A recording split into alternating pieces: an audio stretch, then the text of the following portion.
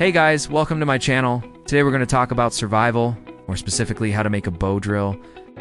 I'm currently outside, but I'm not just outside. I'm in an environment that is very hostile. This is not a place where you want to be without the proper gear and the proper skills. And one of those skills is being able to create fire. Fire gives you warmth, it gives you a psychological boost, and it can cook food and purify water. In order for me to demonstrate this properly, I'm going to have to do some editing, because this is something you cannot do with a cell phone. You need a camera with a shutter anyways. For the purposes of this demonstration, I'm going to show you how to use a bow and drill to create fire.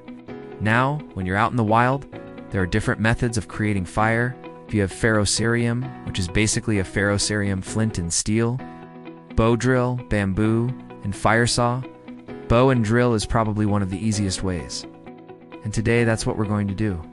So when you're in the process of making a bow drill, the first thing you want to do is find the right type of wood. It needs to be dry, and it needs to be a hard wood. The harder the wood, the better. You want a nice sturdy piece that's not going to break or bend under pressure. You also want a good sturdy bow. The bow needs to be flexible, and it needs to be long enough so that once you put the drill in the bow, you still have a good amount of leverage. Now, as far as the drill goes, it doesn't really matter what type of wood it is, but it does need to be long and thin and tapered at the end. You can see here we have a nice little point on the end.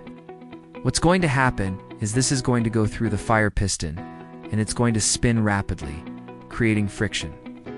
That friction is going to create heat, and eventually that heat is going to turn into an ember. Once you get that ember, the next thing you want to do is find some tinder. Tinder is basically anything that's going to catch that spark and turn into an actual flame. So when I'm out in the woods, I typically carry a ferrocerium flint and steel. And with the flint and steel, you actually hit the steel hard enough, you can create sparks that will ignite that tinder. With the bow drill, you don't have that luxury. You have to create the ember with the bow drill, and then you have to blow it into flame. It's a little more technical, it's a little more difficult, but it's definitely doable. When you're out in the woods, take your time. Make sure you have the right materials.